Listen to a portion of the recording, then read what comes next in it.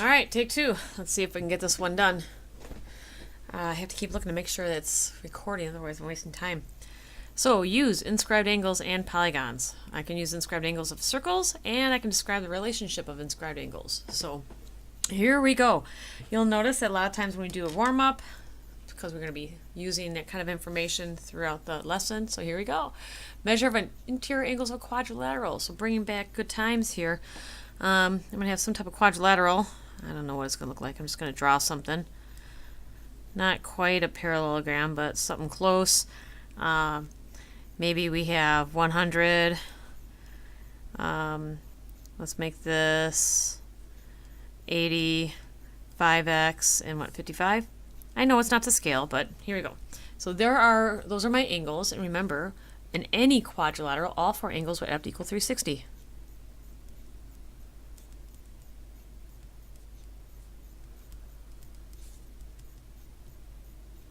So far, so good.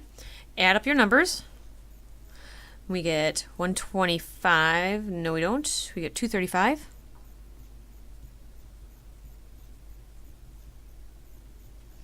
Subtract the 235, and that's where the 125 is. Then divide by 5 on both sides. X is equal to 25. So if they ask you to find that last angle measure, of course, we would just subtract. But they just want to find x. So you always have to make sure, do you need to plug it back in? So two supplementary angles are 6x and 12x. Remember what supplementary mean. They add up to equal 180. So 6x plus 12x is equal to 180. Add them up. 18x is equal to 180. Divide both sides by 18. X is equal to 10. So far, so good. And as I look at the screen, it's still recording. Good. How about the next one? We have a half. You have a choice. We can distribute it, or we can multiply both sides by 2. How about let's multiply both sides by 2? Okay, so 2 times 3x is 6x. Those will cancel. You have 4x plus 12. Subtract 4x on both sides. 2x is equal to 12. Then divide by 2. X is equal to 6. Not too bad. Now you could have distributed the half. It doesn't matter. Let's do that in this one. So I have 80 is equal to half of 360 is 180. And then half of 2x is 1x. Okay, so let's subtract both sides by 80, bring the x to the other side. You get x is equal to 100. So you can either get rid of the half by multiplying both sides by 2, or distribute the half. So it's your choice. Most students usually distribute. Here's our vocab. This is the important stuff. An inscribed angle. So right here, if you can't see this little vertex on the circle is your inscribed angle.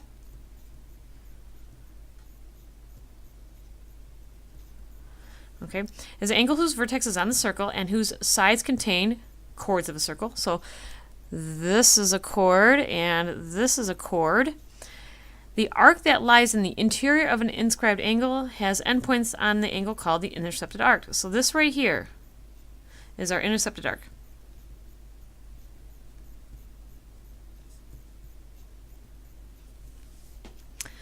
Okay, here are 3 cases of inscribed angles. So one where one of the chords is actually the diameter, goes through the center.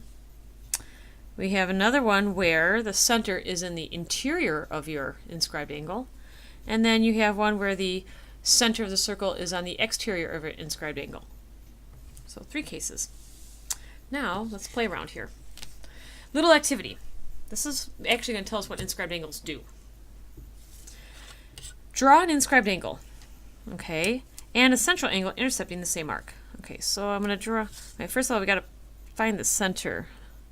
Is that right about there? Well, we're going to use it. So I'm going to draw an inscribed angle.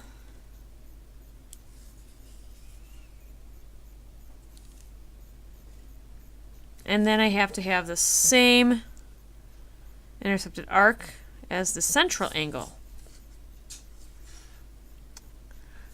Hi, Blaze. He just blew me a kiss. Isn't that sweet? Now we need to find the measure of each one of those angles. Okay, so the central angle, remember the central angle is going to have the same measure of the intercepted arc. So I'm going to use this. I haven't used this in ages. I tried the last video. I actually tried to use that one compass or a protractor I have that is backwards, and it just wasn't working. Okay. This is about 60 degrees. What's wild about that? The last angle I drew was 60 degrees. That means, remember, the intercepted arc is also 60. So now let's find the inscribed angle. Yeah, so I think I just need to get my protractor back. We're going to be using it to measure those tangent angles, tangent lines. Alright, so this turns out to be, there it is, 30. What do you notice? The inscribed arc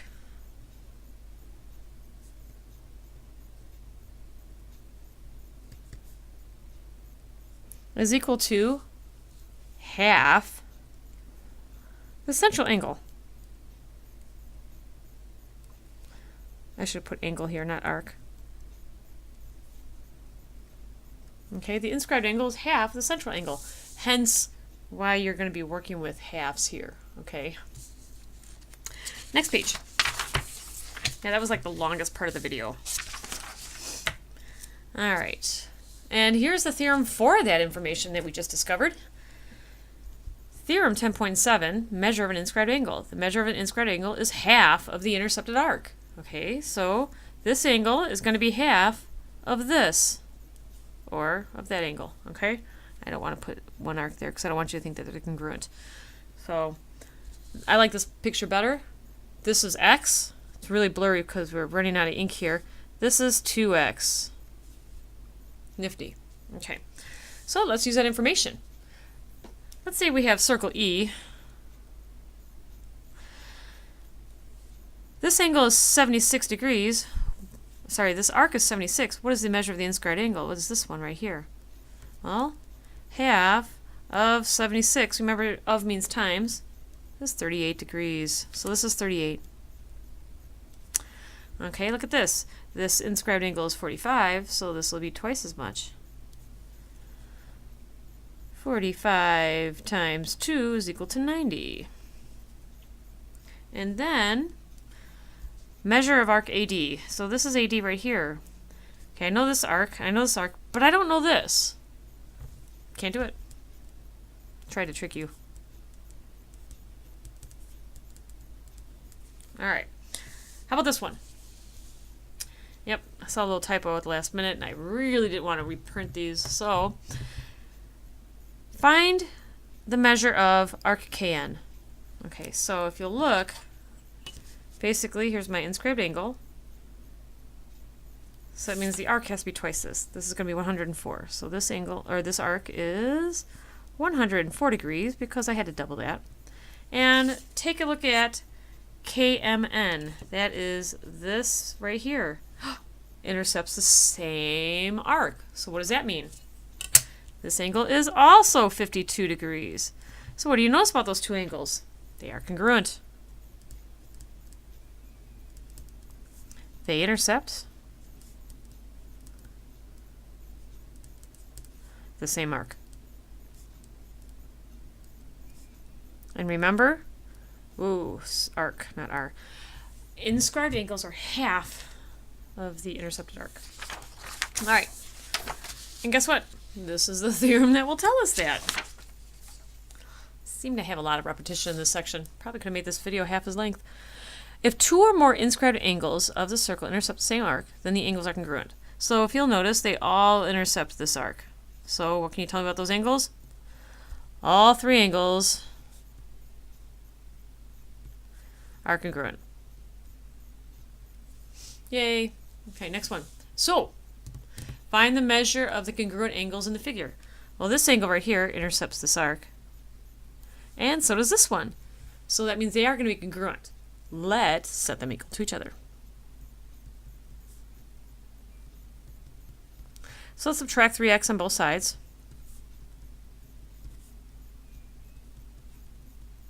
Add 11. 3x is equal to 18. Divide by 3, x is 6. Are you done? Be careful. Find out what they're asking. Find the measure of the angles. So now let's substitute this back in.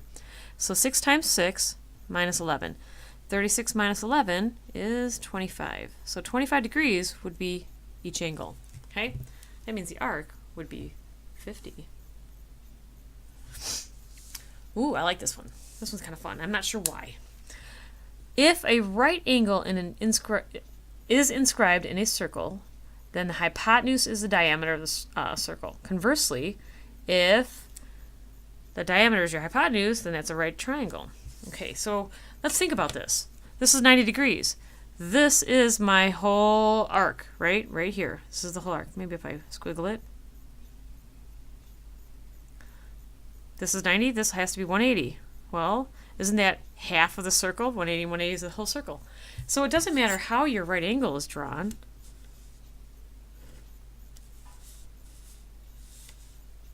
If the hypotenuse is your diameter, this will be a right angle. Or if you have a right angle, the diameter is your hypotenuse. I don't know why. Boys really like this. You could put millions of them in there.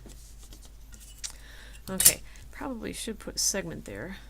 AC is a diameter, so angle B is 90 degrees. Moving on, moving on. Last page though. And we are still recording, so yay. This will probably be the last one of the night. Cranked out 4 videos today. Okay, here we go.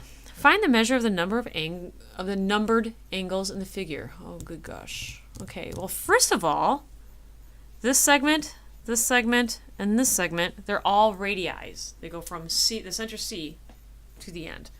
Okay, so if these two are congruent, if these two segments are congruent, we know x is congruent to 4.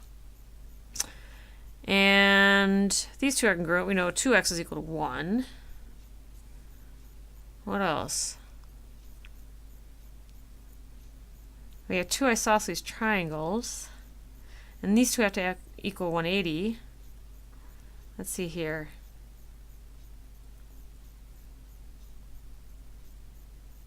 Oh, look at this. This is a right triangle. So this has to be 90, right? So that means these two have to equal 90. I was wondering where this was going. Okay?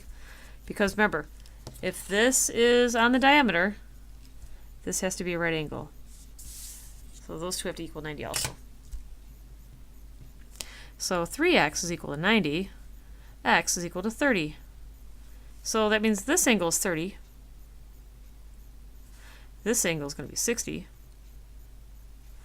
And keep in mind, these two are isosceles, so if this is 60, angle 1 is also 60. Angle 2 is 60.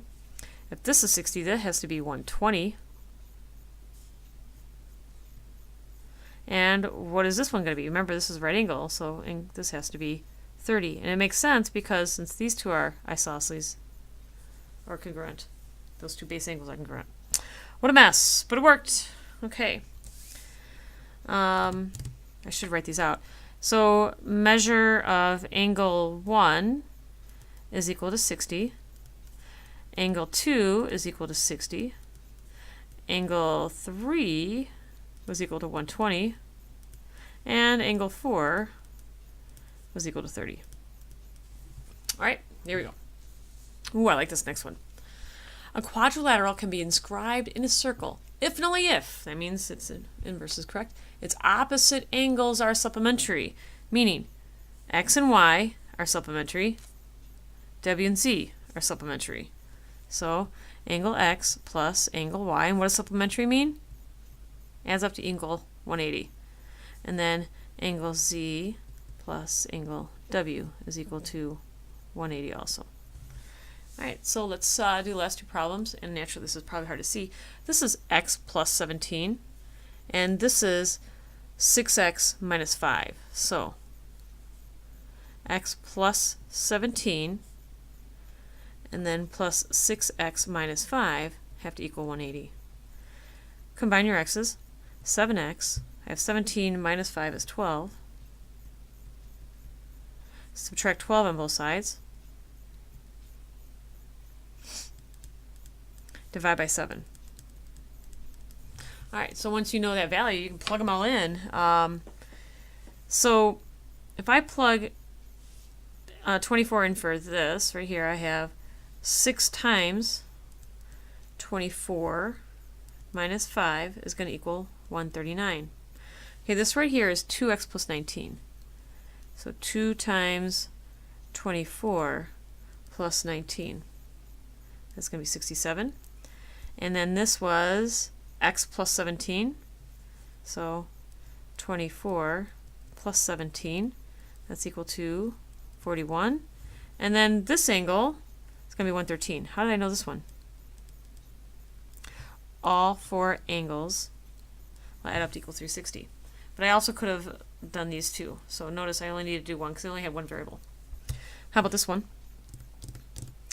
Okay, right away I know that, oh, look at this. I have this whole arc.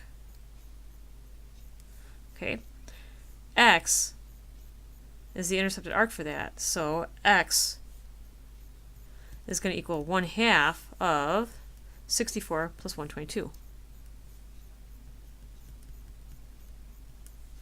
So you get 93. Okay, and then if this is 83, that will be double, right?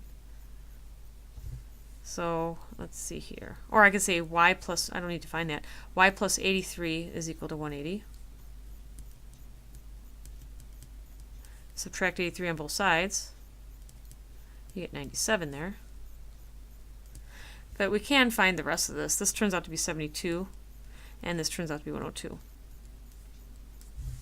All right, so go ahead and do the math, find it all out.